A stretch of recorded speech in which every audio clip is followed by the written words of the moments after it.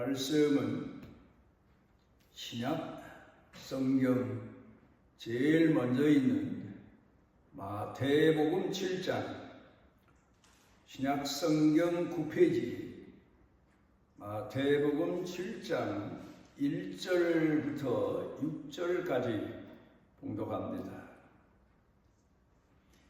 비판을 받지 아니하려거든 비판하지 말라. 너희가 비판하는 그 비판으로 너희가 비판을 받을 것이요 너희가 헤아리는 그 헤아림으로 너희가 헤아림을 받을 것이니라. 어찌하여 형제의 눈 속에 있는 티는 보고 내 눈 속에 있는 들보는 깨닫지 못하느냐.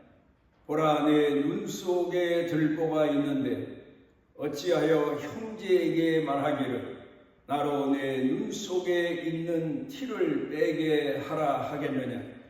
외식하는 자여, 먼저 내 눈 속에서 들보를 빼어라. 그 후에야 밝히 보고 형제 눈 속에서 티를 빼리라. 거룩한 것을 개에게 주지 말며 너희 진주를 돼지 앞에 던지지 말라. 그들이 그것을 발로 밟고 돌이켜 너희를 찢어 상하게 할까 염려함이라. 외정 때 미국에 가서 산 우리 한국 사람들을 가리켜서 선진국 사람들이라고 했답니다. 그 당시에 한국 사람들이 일본 외정 치하에서 살 수가 없어서 미국으로 건너간 사람들이 많았는데 그때 안창호 선생님을 중심으로 해서 많은 사람들이 미국에 가서 살게 됐는데 미국 사람들이 볼 때에 사람들이 그렇게 정직하고 그렇게 선할 수가 없습니다. 그리고 약속을 그렇게 잘 지키고 또 사는 모습도 보면 그렇게 열심히 삽니다. 거기다가 또 신앙생활도 보통 사람들보다 열심히 합니다.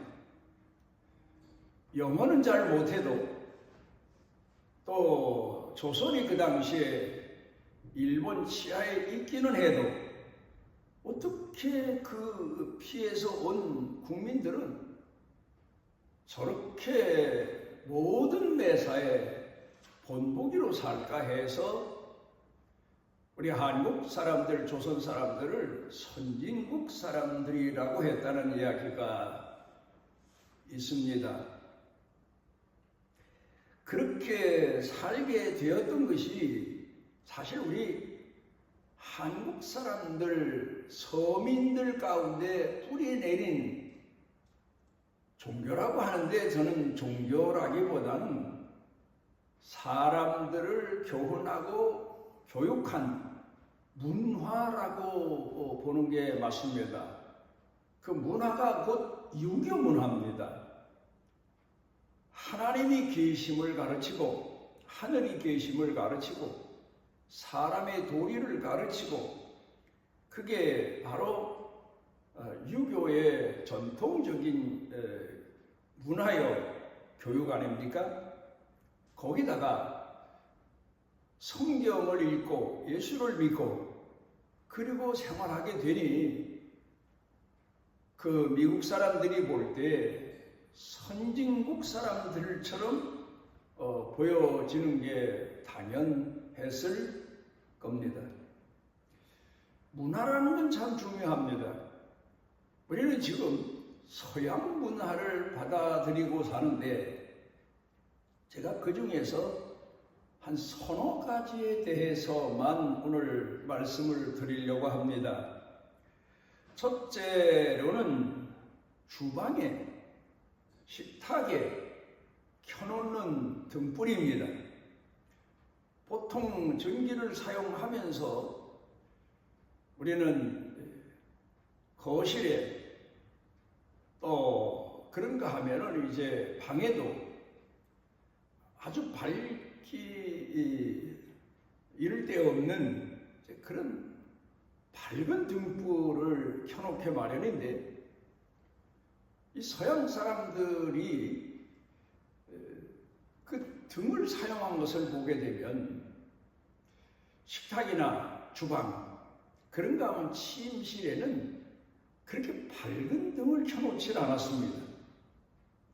흐미한 등, 아니면 갓을 씌운 등, 아니면 불그레한 등, 이런 등을 켜 놓은 것을 어느 책에 보니까 이렇게 말합니다.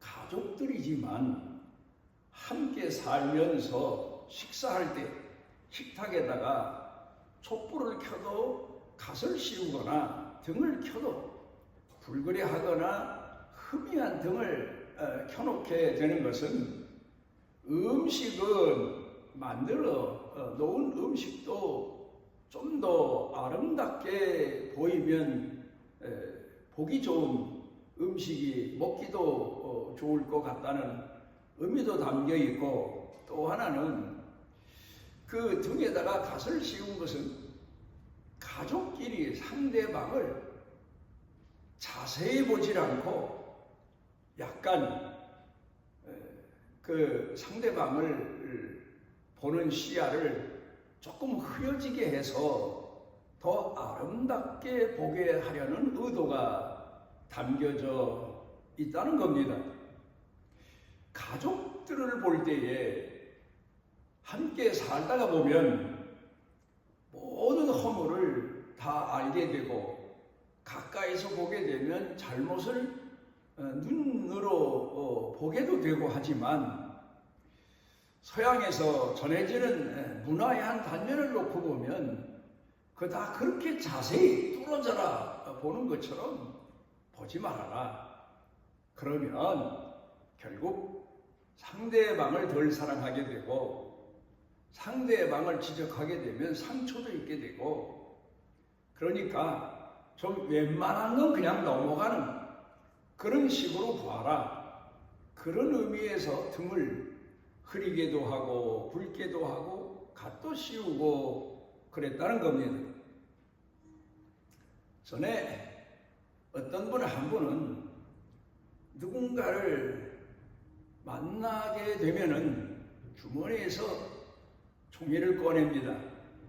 그리고는 그 사람과 지나오는 동안에 그 사람의 잘못된 말, 또 잘못 보였던 행동, 이런 것들을 꼼꼼하게 하나씩 다 기록해가지고, 그리고는 상대방을 만나서 조목조목 하나하나 그 잘못을 따져가기 시작을 합니다. 참 대단한 분이었습니다. 이런 분이 주변에 있을 경우 좀 더 성숙한 사람에게는 자기 잘못을 고칠 기회는 되긴 되지만, 아무래도 거리감을 두게 되고 무서운 사람으로 보게 되고, 또 잘못을 지적받은 사람은 그것에 대한 기억이나 아픈 상처, 이런 것들이 남아서 별로 좋지 않은 대인관계, 이런 걸 지속해 가던 그런 사람이 있었습니다. 우리는 오늘을 살면서 사람을 어떤 눈으로 봐야 되는가, 나 자신은 어떻게 보아야 되는가 하는 내용을 오늘 봉독해 드린 성경 본문 말씀을 통해서 다시 생각해 보게 되고 배우게 됩니다. 그런가 하면 서양에서 들어온 물건 중에 또 하나가 거울입니다. 이 거울은 자기 자신을 비추어 보는 겁니다. 얼굴을 비추어 보고 자기 옷 매무새를 비추어 보고 자기 전체 모습을 비추어 봅니다. 그러면서 잘못된 것, 고쳐야 될 것을 스스로 고치게 되니까 심리적으로 그렇다고 하지 않습니까?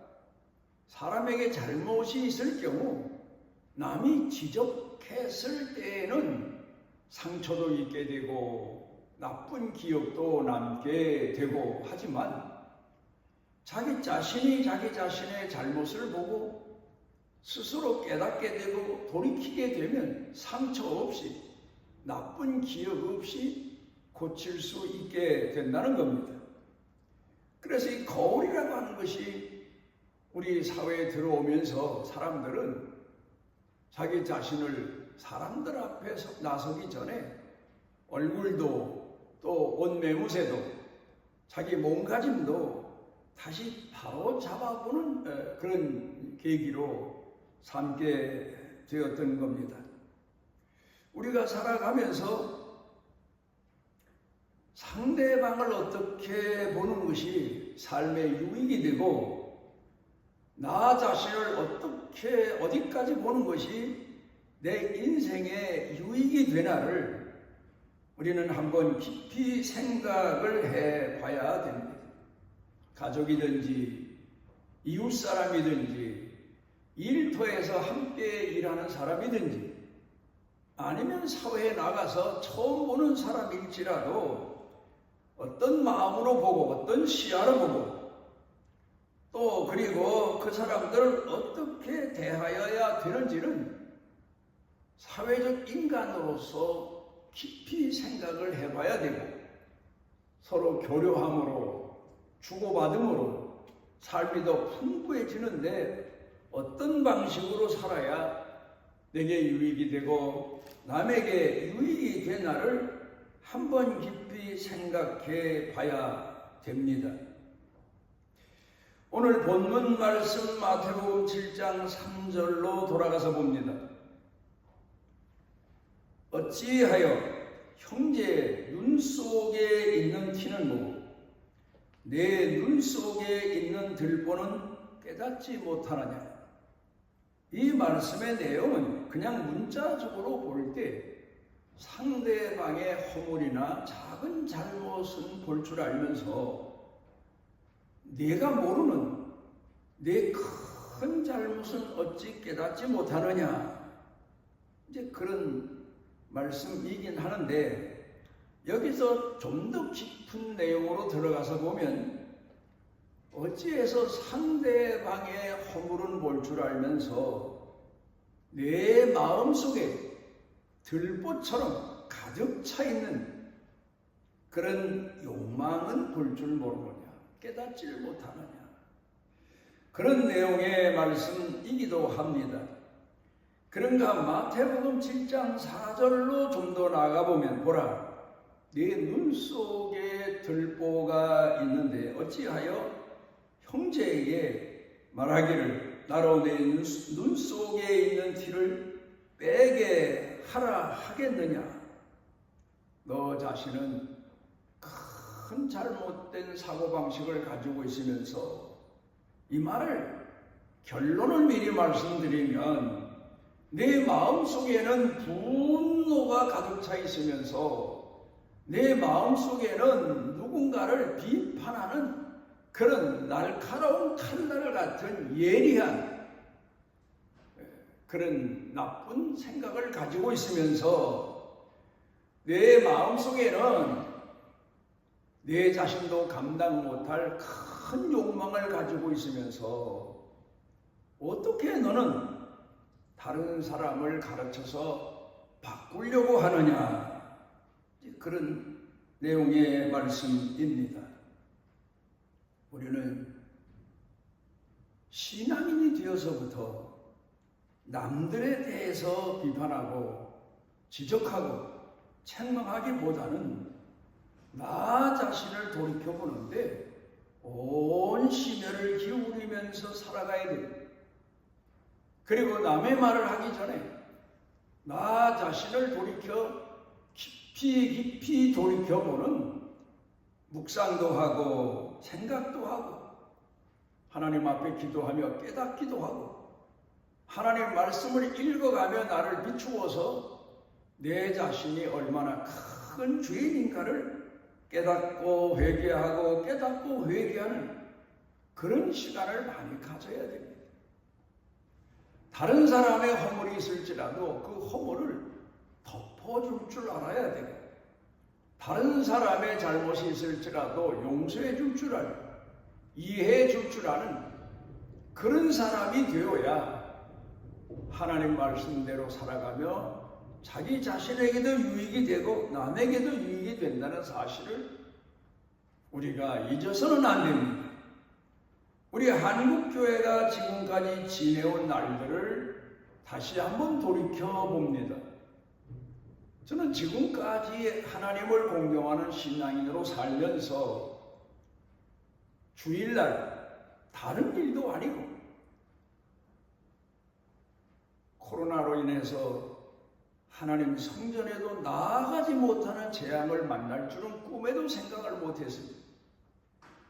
전쟁 때가 아니고는 지금까지 우리 한국 기독교 교인들이 전쟁 때에도 움막을 만들어서 거기 모여서 예배드리고 그러면서 하나님 앞에 기도했는데 전쟁 때도 아닌 때에 그렇게 잘 지어놓은 성전, 그렇게 자주 모이던 교회도 못 나가고 집에서 각각 그 나름대로 신앙을 고백하는 그런 기간을 자그마치 2년 동안이나 가졌습니다.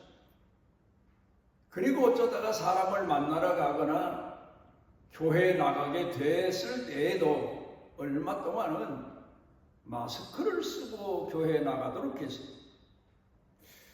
그걸 보통 그저 우리가 생각할 때는 심각한 전염병 때문에 그런 현상이 일어났다고 생각하면 안 됩니다. 왜 하나님께서 성도들로 하여금 교회 나가서 찬양도 못하고 예배도 못 드리고 사람도 못 만나게 했을까? 하나님이 성경으로 돌아가서 보면 그 예배를 받으시기에 우리 인간적으로 말하면 신물에 나셔서 그러지 않았을까? 외식적인 예배, 형식적인 예배, 가식적인 예배, 그런 예물에, 그런 예배에 하나님께서는 실증이 나시고 분노하시게 되지 않았을까? 그리고 교회 가서 말씀을 듣고 자신을 돌이켜서 자신의 양식으로 삼는 신앙인의 성숙한 모습보다는 무슨 이야기가 하나 전해지더라도 그걸 비판의 대상으로 삼고 비판거리로 삼고 다른 사람에 대해서 모이면 얼마나 험담하고 뒷담 얘기를 하고 그런 성도들에게 한 2년 동안 자숙하는 기회, 자신을 돌아보는 기회, 우리 죄가 무엇인가를 깨닫게 하시는 그런 기회를 주셨던 게 아닌가, 징계의 때를 주셨던 게 아닌가, 재난의 때를 주셨던 게 아닌가, 이런 생각을 해봅니다. 오늘 성경 마태복음 7장 5절로 돌아가 보면은 외식하는 자요, 진심이 없는 사람이란 말이에요. 자기 자신을 몰라도 너무 모르는 사람, 거칠에만 번들을 한 사람, 이런 사람들에 대해서 예수님께서 책망을 하십니다. 로마서 14장 4절에 보게 되면 사도 바울이 로마 교회 성도들에게 편지를 쓰면서 이런 얘기를 했습니다. 남의 하인을 비판하는 너는 누구냐? 남의 얘기를 하다가 그 하인까지 비판하는 너는 누구냐? 도대체 너는 어떤 사람이길래 그런 방식으로 사느냐? 물론 이 말씀은 나중에 좀 더 읽어 내려가면 하나님의 종들을 비판하는 그런 성도들을 향해서 너는 그 주인은 비판하지 못할지라도 하인을 비판하는 그 자세가 그게 바로 주인을 비판하는 것이 아니겠느냐. 그 하인의 주인은 바로 하나님이신데 바로 목회자를 비판하고 전도자를 비판하는 것은 곧 그를 세우신 하나님을 비판하는 게 아니냐. 어떤 사람들 보면 남의 집에 대해서 이야기하는데 한 사람과 좀 나쁜 관계가 이루어지게 되면 그 가족 전체를 남편 되는 사람과 사이가 좋지 않게 되면 부인에 대해서 자식들에 대해서 손주에 대해서 비판을 퍼부어대는 그런 잘못된 관습을 가지고 있는 사람들에게 경고한 말씀이기도 하지 않나 생각해 봅니다. 우리는 오늘을 살면서 물론 사람은 감정의 동물이라고 합니다마는 누군가를 보고 누군가를 말할 때에 우리 마음속에 가지고 있는 잘못된 사고방식을 가지고 볼 게 아니라 하나님께서 우리에게 가르쳐 주신 하나님의 말씀으로 볼 수 있어야 됩니다. 용서하는 눈으로 보고 이해하는 눈으로 보고 포용하는 눈으로 보고 긍휼히 여기는 불쌍히 여기는 눈으로 볼 줄 아는 그런 신앙인이 되어야 될 겁니다. 시편 51편에 보게 되면 다윗은 어렸을 때부터 하나님 말씀으로 잘 훈련되었던 사람이에요. 그런데 그가 어느 날 갑자기 그렇게 빛으로 말씀으로 성령으로 충만했던 사람 마음 가운데에 자신도 생각지 못했던 탐욕이 가득 차오르게 된 겁니다.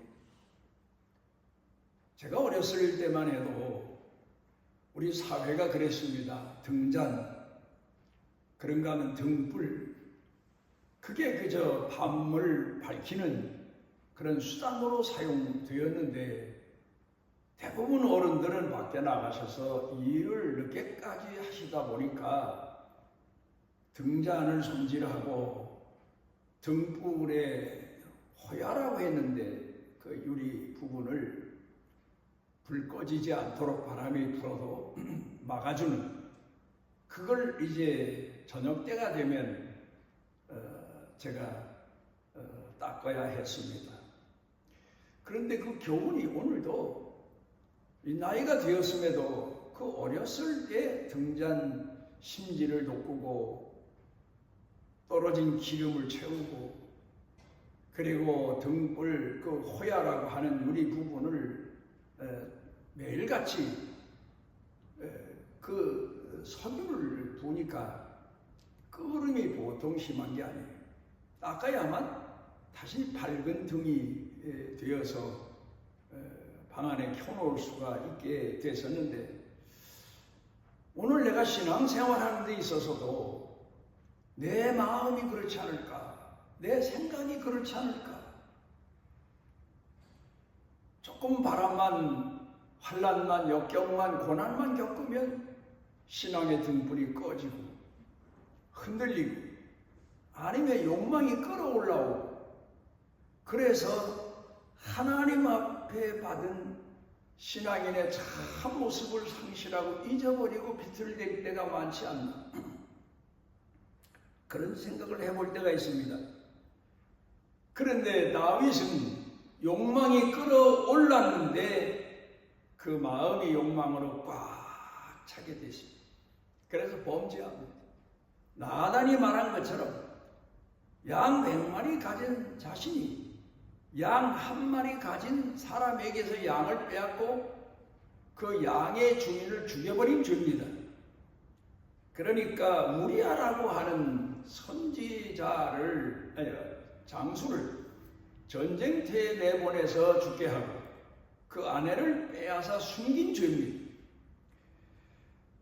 나단은 그 지적을 선지자로 받았을 때 자신이 얼마나 타락했나를 깨닫고 무릎을 꿇습니다. 그리고 하나님 앞에 회개합니다. 그리고 통회하고 자복합니다.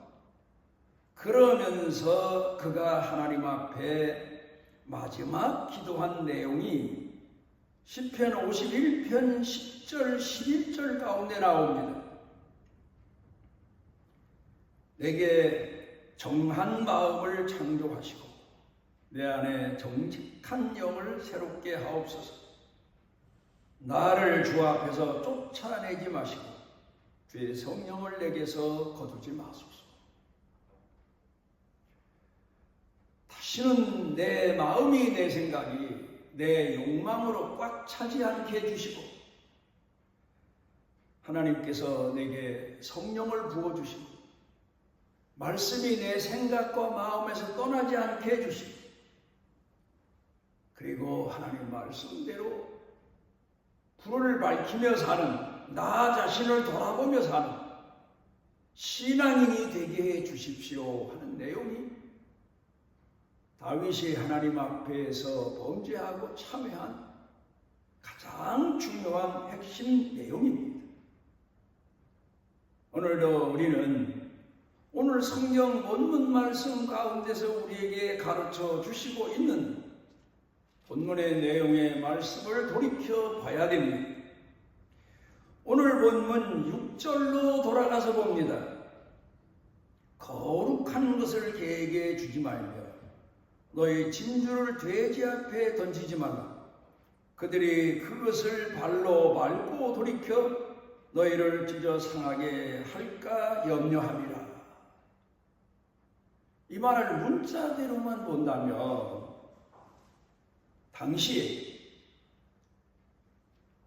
바리새인들 아니면 정권에 몰입해서 권력욕에 취해 살고 있는 사람들, 뭐 이런 사람들에게 복음을 전해봐야 소용없지 않느냐? 그렇지 않은 사람들, 가난한 사람들,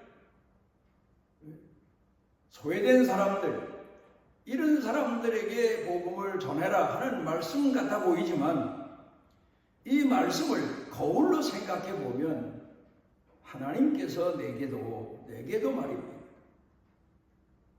내가 돼지처럼 욕망으로 가득 차고 개처럼 분노로 가득 차게 되면 하나님의 말씀이, 하나님의 성령의 감동하심이 사라지게 된다. 우리는 우리 자신을 늘 하나님 말씀 안에 거하게 하고 그리고 그 말씀이 우리 마음 안에, 우리 생각 안에 거하게 하며 하나님께서 우리에게 주신 사랑을, 복음을 평생도록 전하며 우리가 그 안에 거하는 참 신앙인들의 모습을 잃지 않게 되시기를 바랍니다. 오늘 우리를 사랑하셔서 주 앞에 모으신 하나님, 우리로 하여금 사도 바울이 고백한 것처럼 우리 자신이 얼마나 부패하고 타락한 존재인가를 늘 말씀을 통해서 깨닫고 말씀 앞에서 겸손하고 사람 앞에서도 겸손하고 사물 앞에서도 겸손할 수 있는 믿음을 주시고 우리로 하여금 주의 사랑을 가지고 긍휼하시는 정을 가지고 사람을 대하고 복음을 전하고 일터에서, 가정에서, 사회에서 주의 빛된 사람들로 살아갈 수 있도록 깨워주시옵소서. 예수님 이름으로 기도드리옵나이다. 이스라엘의 하나님 여호와께서 그 날개 아래 보호를 받으러 온 네게 온전한 상 주시기를 원하노라. 허물진 백성이여 패역한 족속인 우리들을 찾아오셔서 우리 생각과 마음에 빛을 주시고 말씀을 주시고 선한 목자가 되어주신 우리 주 예수 그리스도의 무한하신 은혜와 우리를 포기치 아니하시고 어두움에서 빛으로 사랑으로 다시 태어나도록 은총 주신 아버지 하나님의 망극하신 사랑과 우리 속에 지금도 내재하셔서 깨워주시고 우리 속에 빛으로 말씀으로 충만하게 하시는 성령님의 능력의 은총이 사랑하는 자녀들 생각, 마음, 영육, 일터, 경영, 온 식구들과 온 교회 중에 넘치고 넘치도록 함께 하시기를 축원하옵나이다.